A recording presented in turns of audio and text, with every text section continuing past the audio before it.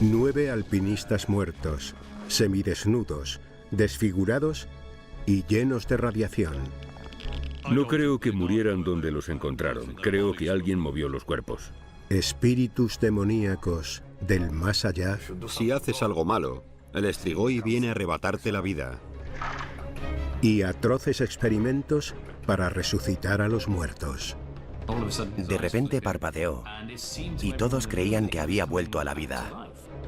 Estas increíbles historias proceden de la antigua Unión Soviética, de una época de miedo e incertidumbre.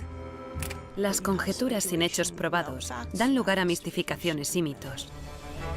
Ocultos tras el telón de acero, estos inquietantes misterios salen a la luz. Gracias a los testigos oculares, a los expedientes desclasificados y a la opinión de los expertos, ahora podemos descubrir la verdad de estos inexplicables misterios de la Unión Soviética.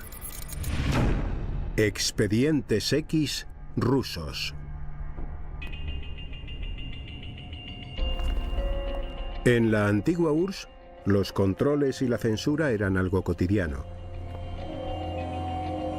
Pero desde la caída del telón de acero, los expedientes de casos inexplicables han comenzado a salir de lo más profundo de los archivos soviéticos. Estos expedientes hablan de fenómenos extraños, monstruosas criaturas y siniestros acontecimientos. Uno de los sucesos más complejos y fascinantes es el llamado Incidente Dyatlov. Incidente Dyatlov. Muerte en las montañas. En enero de 1959, un grupo de 8 hombres y 2 mujeres emprendió una expedición de esquí a las profundidades de los montes Urales. Yuri Kunsevich tenía entonces tan solo 12 años. El líder del grupo era Igor Dyatlov, un alpinista con mucha experiencia. Todos eran estudiantes o antiguos estudiantes de la universidad. El único de fuera era Solotaryov. Su objetivo era escalar el escarpado monte Otorten. Otorten significa no vayas allí. Para alcanzar su objetivo debían estar en muy buenas condiciones físicas.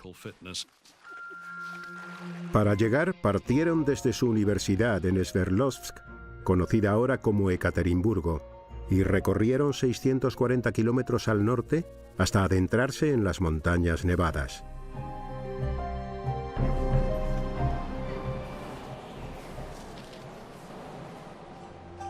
La noche del viernes 30 de enero, Sina Kolmogorova escribió lo siguiente en su diario. Estamos siguiendo el curso del río Auspia.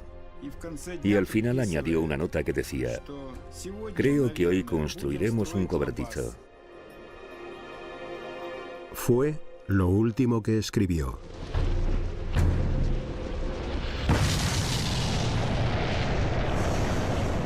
Pronto iba a suceder algo que desencadenaría la muerte de todo el grupo.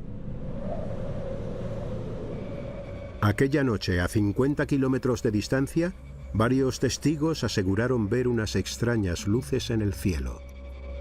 Las esferas se movían despacio y estaban a diferente altura. Tenían pensado enviar un telegrama el día 12 de febrero para avisar de que habían terminado su viaje. Pero no llegó ningún mensaje. Pasan los días y el grupo sigue sin dar señales de vida.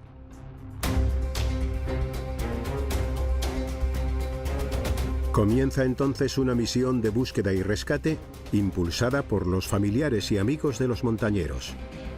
Pasaron 5 días y no encontraron nada, pero de repente, 2 estudiantes voluntarios descubrieron las primeras pistas. Llegamos en helicóptero el día 23 y el 25 encontramos las marcas de los esquíes. A pesar del espesor de la nieve y de las gélidas temperaturas, lograron seguir las huellas de los esquíes. Y a la mañana siguiente encontraron la tienda de campaña. La tienda estaba fuera de la ruta que habían planeado y a 14 kilómetros de su destino, el monte Otorten. estaba situada en la ladera de una montaña diferente a la que los lugareños llaman Kolatsiaki, la montaña de los muertos. ¿Por qué cambiaron el rumbo? Pero lo más extraño es que la tienda parecía estar rajada desde el interior. Dentro de la tienda estaba toda su ropa de abrigo y se habían dejado incluso las botas. Era muy raro. Salir sin ropa en pleno invierno es un suicidio. Algo les debió de aterrorizar y salieron corriendo. ¿Qué les hizo salir despavoridos?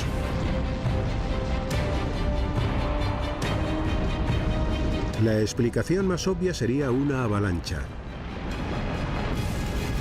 El estruendo de la nieve y las rocas hizo que el grupo saliera corriendo de la tienda. Eso explicaría que la tienda estuviera rasgada, pero no había ninguna otra señal de que hubiera habido una avalancha. Esa teoría está totalmente descartada, porque en una pendiente tan ligera nunca podría haber una avalancha. La pendiente de esa ladera está entre los 18 y los 20 grados, muy por debajo de lo que se considera un ángulo crítico. Si no fue una avalancha, fue otra cosa lo que les asustó y les hizo huir, dejando atrás la ropa y todo el equipo. Si no llevaban ropa de abrigo, había muy pocas probabilidades de encontrarlos con vida. Buscando a 1,5 kilómetros de donde estaba la tienda, las sospechas del equipo de rescate se confirmaron.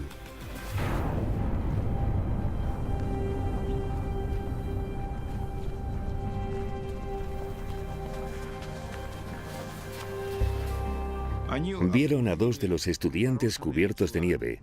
Eran los cuerpos de Dorosenko y Krivonisenko. Estaban uno al lado del otro y llevaban únicamente la ropa interior. Estaban descalzos y no llevaban guantes. No presentaban ninguna señal ni lesiones externas visibles. ¿Se habrían congelado hasta morir? Tras varios días de búsqueda en unas condiciones climáticas brutales, se habían recuperado 5 de los 9 cuerpos, pero ninguno presentaba lesiones que pudieran explicar sus muertes. La autopsia reveló que los 5 alpinistas habían fallecido por hipotermia. Probablemente sufrieron el llamado desnudo paradójico, un estado de confusión y desorientación propio de la hipotermia por el cual el afectado comienza a quitarse la ropa. Pero los rescatadores creían que alguien más había tenido que ver con estas muertes. Por la forma en que estaban colocados los cuerpos, creíamos que alguien los había puesto así intencionadamente. Era como una especie de montaje. Comenzaron a dudar de la investigación oficial, pero las autoridades soviéticas los ignoraron por completo cuando manifestaron su opinión. Tras examinar el informe oficial, los nuevos investigadores destacan una serie de extraños hallazgos del campamento que no acaban de cuadrar. En la tienda se encontraron una serie de objetos que no pertenecían a ningún miembro del grupo. En concreto, eran un bastón de esquí y una linterna. El grupo tenía un detallado inventario del equipo que llevaba, y estos objetos no aparecían en él. ¿De dónde procedían entonces? Significaba que alguien más había estado allí. La propia tienda también era un misterio. Keith analizó con detenimiento las fotos tomadas por los alpinistas y los rescatadores y descubrió que la tienda estaba mal montada. Parecía que la había montado alguien que no tenía mucha idea. Y eso no encaja con una persona experta como Igor Dyatlov. Las observaciones de Keith contradecían los datos oficiales. ¿Quién podía haber montado mal la tienda? El 5 de mayo de 1959, 2 meses después de descubrir los primeros cuerpos, encuentran los 4 restantes. Estaban en un barranco a solo 70 metros de donde encontraron a los primeros alpinistas, pero estaban ocultos bajo una espesa capa de nieve. El hallazgo conmocionó a los rescatadores. Todos presentaban lesiones muy graves. Los traumatismos eran parecidos a los que se sufren en un atropello. En esta foto se ve a Luda encima de una roca junto a un pequeño riachuelo.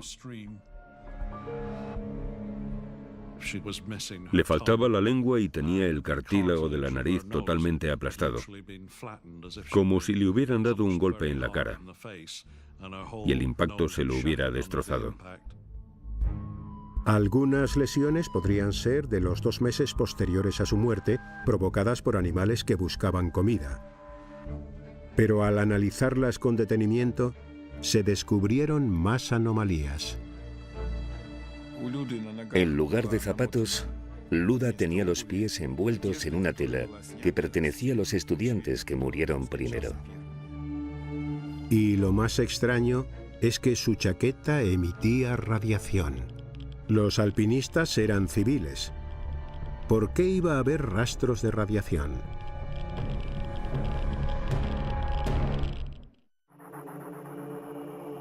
En lo más profundo de los montes Urales, 9 alpinistas fueron hallados muertos en misteriosas circunstancias. Los cuerpos se enterraron en Sverdlovsk, su ciudad natal, ahora conocida como Ekaterimburgo, donde se erigió un monumento en su memoria. En los últimos años han salido a la luz muchos detalles más, pero es un incidente tan extraño que resulta complicado saber qué piezas podrían resolver este rompecabezas.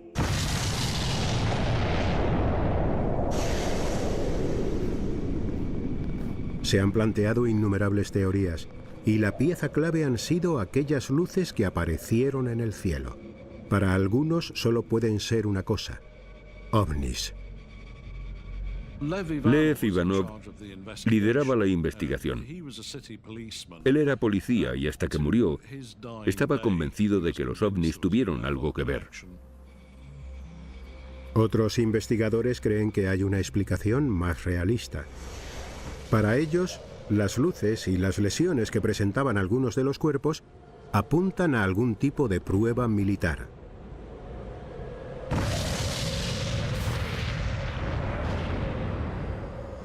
Al ver el resultado de la autopsia, lo primero que pensé fue que habían muerto a causa de una explosión. Pero no de una bomba común, porque si no habrían tenido otro tipo de lesiones provocadas por la metralla. Keith cree que en esa zona se estaban haciendo pruebas con un tipo de bomba especial, las bombas con paracaídas. Normalmente estallan a 40 o 50 metros y la explosión destruye todo lo que hay alrededor. Aunque estés a cierta distancia, te pueden reventar los pulmones y estallar los tímpanos. Estas bombas provocan unas lesiones internas masivas, pero las externas son casi inapreciables. Keith sigue buscando más información en fuentes militares y antiguo personal militar. Está convencido de que va por buen camino. Hay pruebas de que 2 bombarderos sobrevolaron la zona norte de los Urales aquella noche, y uno de los miembros de la tripulación dijo que habían lanzado bombas con paracaídas en esa zona. La prueba más contundente de esta teoría reside en un hallazgo reciente. El año pasado encontramos un fragmento de un misil. No demuestra que los artefactos lanzados por los bombarderos les mataran, pero es bastante probable. Es demasiada coincidencia. Es posible que el grupo de estudiantes muriera accidentalmente durante unas pruebas militares con bombas. Estaban en el lugar y el momento equivocados. Pero la trama se complica aún más. Después de que murieran, ¿es posible que el ejército ruso estuviera involucrado en un encubrimiento a gran escala? No creo que murieran donde los encontraron, sino a varios kilómetros de allí, y que después movieran los cuerpos. Querían encubrir los asesinatos. Y la única explicación que se les ocurrió fue que murieron de hipotermia. Para algunos de los nuevos investigadores, los misteriosos hallazgos de la tienda apuntan también a un posible encubrimiento.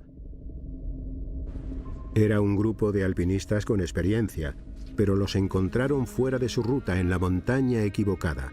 Hasta la tienda estaba mal montada. Seguramente movieran la tienda y los cuerpos para desviar la atención del lugar donde había ocurrido el accidente militar. 50 años después, el caso de sus muertes sigue sin estar resuelto. Ninguna teoría explica el misterio. Es como si se hubiera reunido un comité y hubiese decidido hacerlo todo tan confuso que nadie pudiera formular ninguna teoría convincente. El caso está lleno de pruebas contradictorias que no se pueden unir entre sí para esclarecer y entender lo que pasó. Ni siquiera se sabe qué hechos se registraron entonces y cuáles se obviaron. A medida que se filtran archivos, van apareciendo más pistas. No es agradable destapar mentiras, pero vamos a seguir hasta dar con las respuestas que buscamos. Tras el telón de acero se controlaba la vida de las personas de muchas maneras. El régimen soviético trataba de reprimir las supersticiones. Pero en ciertos lugares como Rumanía, era imposible acabar con las creencias en lo sobrenatural. El próximo expediente pertenece a un asesino en serie rumano, pero no era un homicida corriente. Los lugareños creían que estaba poseído por un espíritu demoníaco conocido como Strigoi. El Strigoi, espíritus demoníacos. 1970, Bucarest, capital de Rumanía. Un asesino anda suelto acechando a mujeres jóvenes. Se llama Ion Ramaru. El periodista Andrei Moisoiu ha investigado este espeluznante caso. Estudió en la Facultad de Veterinaria aquí en Bucarest. Pero Ramaru tiene un lado oscuro que aflora por la noche. El 4 de abril de 1970 comete su primer crimen.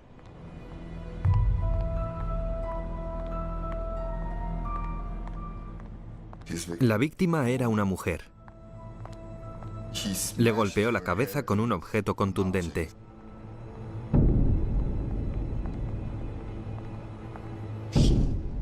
Las agresiones de Ramaru son especialmente salvajes.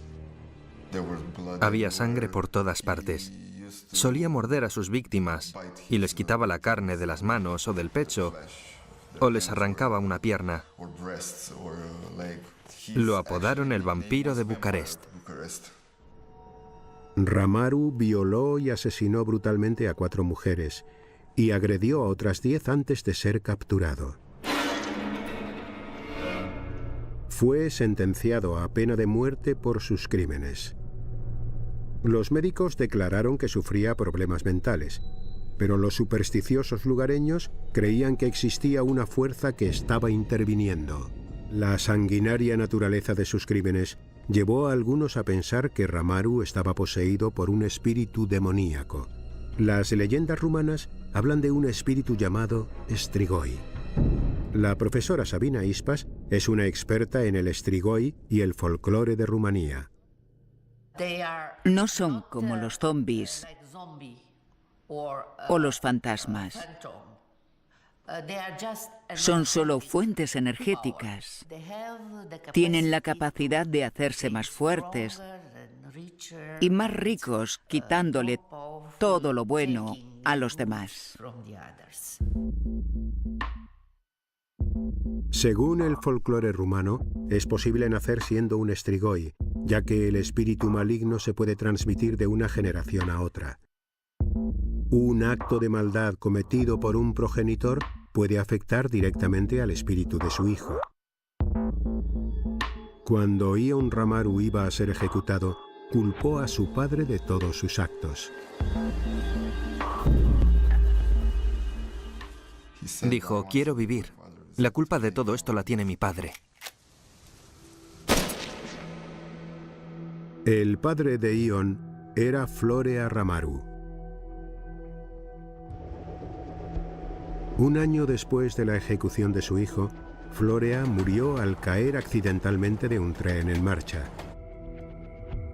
Una investigación reveló unas pruebas espeluznantes. Las huellas del padre coincidían con las de varios atroces asesinatos cometidos en 1944. Todos los asesinatos eran similares a los que cometió su hijo, pero antes de que Florea pudiera ser capturado, nació su hijo Ion y los crímenes cesaron. Según los rumores, un espíritu diabólico había pasado de padre a hijo. Y por eso, Iun Ramaru nació siendo un Strigoi. Aunque no hay pruebas de que Ramaru estuviese poseído por un Strigoi, la gente muchas veces se aferra a lo sobrenatural para explicar actos tan atroces. La creencia en el Strigoi es algo generalizado en Rumanía, y el folclore explica incluso cómo derrotarlo. Hace más de 30 años, un niño que vivía al sur de Rumanía presenció una espantosa ceremonia para detener a un supuesto Strigoi. Aquel niño era Cătălin Gruia. Recuerdo que una noche todo el pueblo acudió al cementerio. No se preocuparon por mí. Pensaron que estaría durmiendo, pero yo los seguí hasta allí. Los aldeanos estaban aterrorizados. Creían que un Strigoi demoníaco había invadido el pueblo. Analizas todas las señales. Ves que los animales están muriendo, que la gente de tu familia y del pueblo también está muriendo. Los síntomas y el problema están muy claros. Ya sabes que hay un Strigoi. Según el folclore rumano, si se sospecha que un espíritu maligno habita el cuerpo de un muerto, hay que llevar a cabo una serie de rituales para matar a ese Strigoi. El joven Cătălin fue testigo de una de esas terroríficas ceremonias. Sospechaban que una persona recientemente fallecida albergaba el espíritu del Strigoi y decidieron exhumarla. Había 2 hombres cavando y las mujeres estaban alrededor, todas vestidas de negro. Cuando ven el cadáver, se confirman las peores sospechas de los aldeanos. Las horribles marcas que tiene el cuerpo manifiestan la presencia del espíritu del Strigoi. Vieron que el hombre estaba intacto, pero tenía un mordisco en la mano, restos de sangre, y estaba dado la vuelta. Yo estaba muerto de miedo. Cătălin no recuerda muy bien qué pasó después, pero según el folclore rumano, para matar a un Strigoi hay que utilizar una estaca de madera y ajo. La aterrorizada comunidad tomó medidas desesperadas y rezó para que el ritual para matar al Strigoi hubiera funcionado. La creencia en los poderes de estos espíritus demoníacos data de hace muchos siglos. Algunos investigadores creen que podría tener relación con una catastrófica enfermedad que azotó Europa, la peste negra. Cuando hay una epidemia mortal, la gente se asusta y quiere sentir que tiene el control, que puede hacer algo y puede identificar la causa. Así nacieron las historias relacionadas con el Strigoi, y muchas de ellas se asociaron con el concepto occidental del vampiro. Las pruebas que sirven para identificar a un posible Strigoi tienen que ver con los procesos naturales que sufre un cuerpo al descomponerse. Se ven cosas muy desagradables, como burbujeos y cambios de posición. La cara puede enrojecerse y el cuerpo hincharse. La gente cree que el color rojo alrededor de la boca es sangre de aquellos a los que han mordido, pero se debe al proceso de descomposición del cuerpo. Existen explicaciones racionales que responden a buena parte de las leyendas y supersticiones que rodean al Strigoi, pero eso no impide que la gente siga creyendo en él. Si haces algo malo, el Strigoi viene a arrebatarte la vida. Las supersticiones son la respuesta natural a nuestra forma de ver el mundo. El deseo de dar con el culpable de lo sucedido y tener algún tipo de ritual para acabar con él proporciona una sensación muy satisfactoria para el ser humano. Pero mientras la gente piense que el Strigoi es una amenaza real, se seguirá creyendo en él.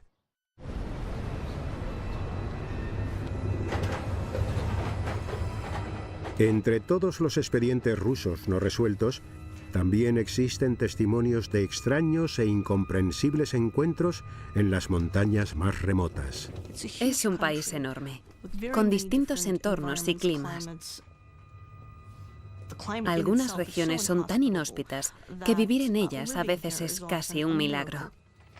Estos misteriosos avistamientos en ocasiones pueden tener consecuencias mortales. Olas de fuego, muerte en las montañas. El montañero Vladimir Kabunienko nos cuenta cómo organizó un fin de semana de montañismo con un grupo de amigos el 17 de agosto de 1978, por las montañas del Cáucaso. Montaron la tienda para pasar la noche y pronto fueron testigos de un misterioso y mortal fenómeno. La tienda era muy pequeña y teníamos que dormir muy apretados. Vladimir le cambió el sitio a su amigo Oleg. Este sencillo gesto tendría unas repercusiones impensables.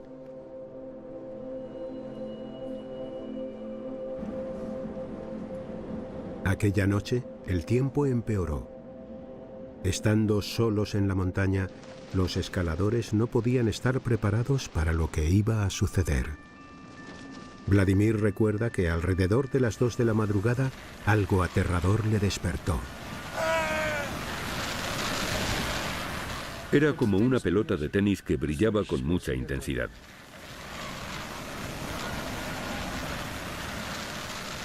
Vladimir está hipnotizado por esta extraña aparición. No podía mover las manos ni las piernas. Era como si estuviera paralizado y tenía mucho miedo. Después entró en contacto directo con nosotros.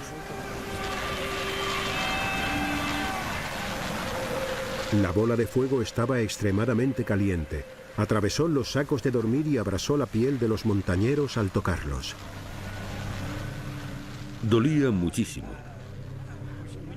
Era como si me estuvieran quemando con un soplete. El olor a carne quemada invadía el ambiente y hacía mucho calor. El calor era tan intenso que ninguno era capaz de moverse. A Oleg, la bola le alcanzó 3 veces. Las quemaduras eran tan intensas que nos dejó la piel y la carne carbonizadas. Vladimir no pudo soportar aquel dolor tan penetrante. Perdí el conocimiento. No entendía qué estaba pasando. Y de repente, igual que había aparecido, la bola de fuego se desvaneció. Los montañeros volvieron a quedarse a oscuras en la soledad de la montaña. En cuanto recobré el sentido, intenté pensar en qué podíamos hacer. Tenía la pierna y otras partes del cuerpo muy quemadas. Aquella bola me había rozado 8 veces. Cuando Vladimir encontró la radio, le dijo a su amigo Víctor que pidiera ayuda. Trataron de despertar a Oleg, que yacía en la puerta de la tienda. Tenía quemaduras muy graves y no se movía.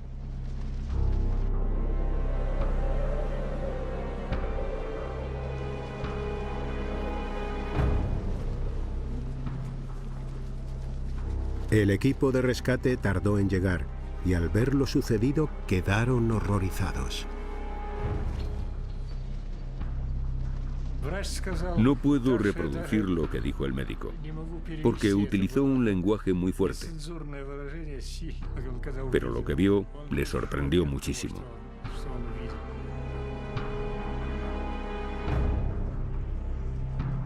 Oleg no tenía pulso. tras varios intentos de reanimación, tuvieron que declarar su muerte.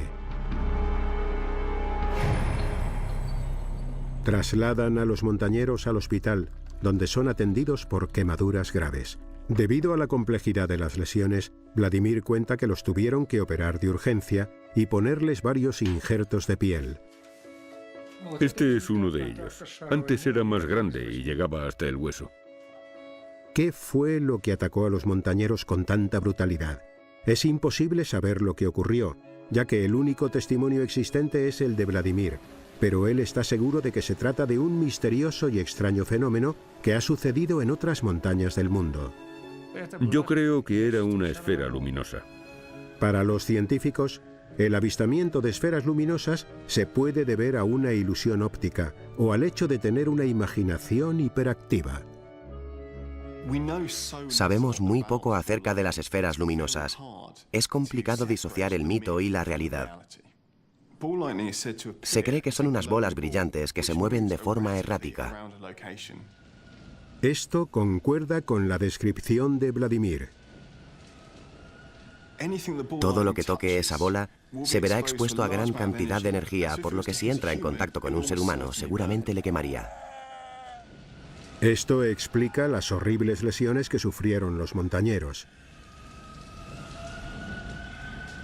Pero hace poco que los científicos han formulado una teoría para explicar cómo se crean estas bolas de fuego. Hacen falta dos cosas básicas para que se forme una esfera luminosa: que en la atmósfera haya muchas partículas en suspensión y una fuente de alta energía, como por ejemplo un rayo. Una teoría sostiene que cuando un rayo toca tierra pueden desprenderse fragmentos de suelo. Y esas partículas son las que se convierten en bolas ardientes de plasma. Según esta teoría, se pueden crear esferas luminosas en un laboratorio. Al juntar cera fundida con cerillas quemadas, se crea una fuente de partículas. Esta mezcla se coloca después en un microondas.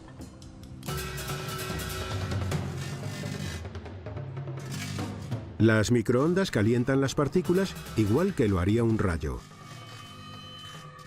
Las partículas se han prendido con la energía del microondas y se ha formado un plasma estable llamado esfera luminosa.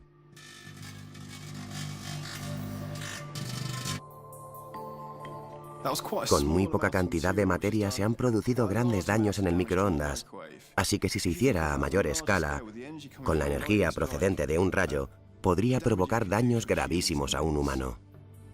Vladimir tardó 6 meses en recuperarse de sus quemaduras, pero nunca podrá saciar su espíritu aventurero. No se puede hacer nada cuando uno se enamora de la montaña. Una vez te ha entrado la locura, ya es imposible curarse.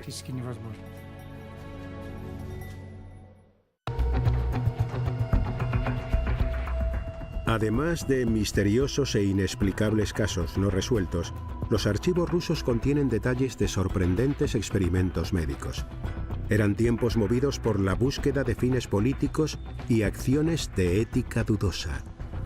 Rusia tiene un gobierno complejo, inescrutable y muy poderoso.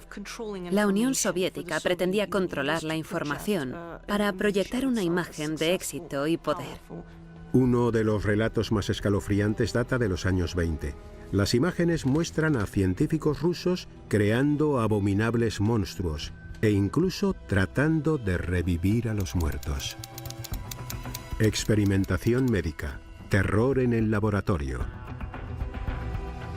Mientras muchas instalaciones científicas estaban escondidas en recónditos páramos nevados, este espeluznante caso ocurrió en pleno corazón de Moscú. El protagonista de esta historia es el cirujano ruso Sergei Bryukhanenko. Fue testigo de los horrores de la Primera Guerra Mundial y decidió centrar sus estudios en el trasplante de órganos. Aquellos científicos querían saber cómo funcionaban ciertos órganos dentro del cuerpo.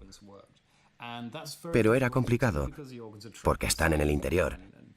Y cuando los extraes, suelen dejar de funcionar. Si un órgano sano puede sustituir a uno que está fallando, quizás algún día se pueda incluso evitar la muerte. Bryukhanenko estudiaba la posibilidad de mantener los órganos vivos una vez extraídos del cuerpo. Inventó una rudimentaria máquina de reanimación llamada autoyector. Era una especie de aparato de cristal con tubos de plástico o de goma, cuyo objetivo era suministrar sangre, reoxigenarla para eliminar los residuos e introducirla de nuevo en el órgano. Empezó a experimentar con animales.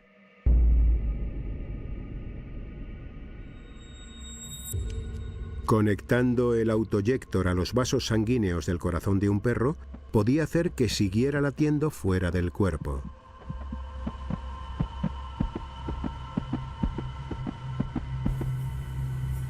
Pero Bryukhanenko iría todavía más lejos. Quería mantener con vida algo de mayor tamaño. Y probó con la cabeza de un animal.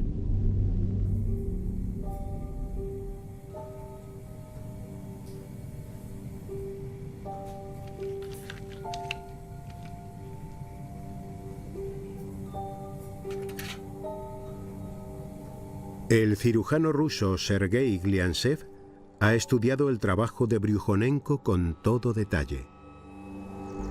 Cogió a un perro, le cortó la cabeza y le inyectó una medicación en los vasos sanguíneos.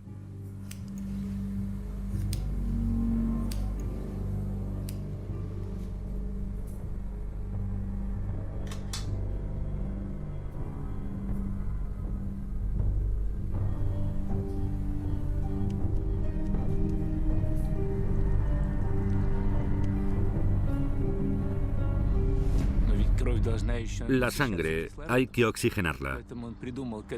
Por eso cogió 2 tubos y los introdujo en los pulmones de otro perro. Bryukhanenko conectó la cabeza cortada del primer perro y los pulmones del otro al autoyector y lo puso en marcha. La sangre fue recorriendo todo el sistema y los pulmones comenzaron a funcionar. Y sorprendentemente, la cabeza volvió a la vida. El perro pestañeó y comenzó a mover los músculos faciales.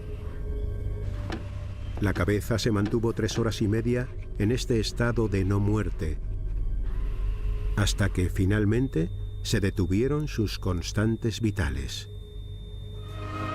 A principios de los años 40 se publicaron varias grabaciones de estos experimentos y pronto se desató una ola de interés por saber qué estaban haciendo los científicos rusos. Aquella cabeza viva, pero separada del cuerpo, sorprendió a todo el mundo, dentro y fuera de la Unión Soviética. Cuando se publicó aquel vídeo y se confirmó que Bryukhanenko era capaz de mantener con vida a esos animales, la gente dejó volar su imaginación y comenzó a pensar que sería fantástico crear una máquina que mantuviera a las personas con vida eternamente. Pero el telón de acero se cerraba sobre la Rusia soviética y ya no llegaban noticias a Occidente. Sin embargo, los experimentos se siguieron haciendo en secreto. Tras el telón de acero, se llevan a cabo espeluznantes experimentos con animales lejos de las miradas de Occidente. En los archivos aparece otro cirujano ruso llamado Vladimir Demikov. Quiere investigar cómo el cerebro controla los órganos y al hacerlo, creó un monstruo. Demikov no era médico, sino biólogo.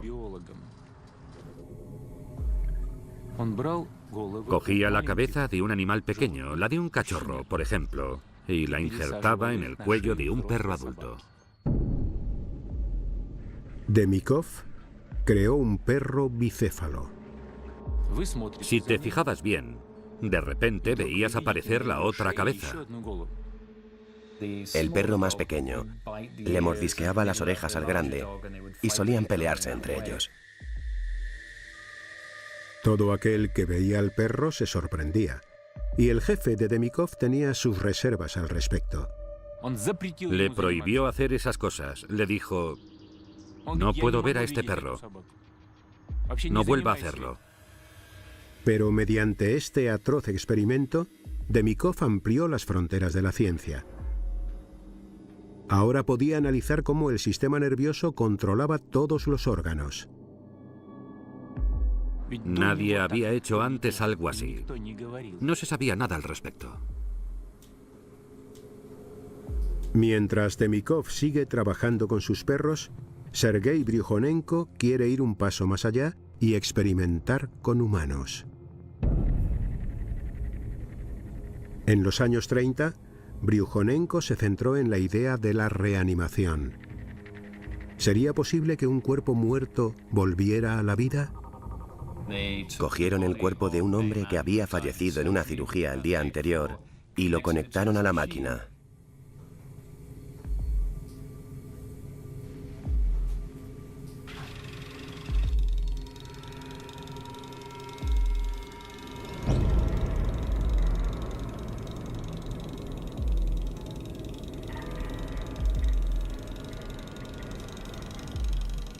Después de unos 15 minutos, en aquella sala donde únicamente se oía el chasquido de la máquina, el hombre emitió un estertor.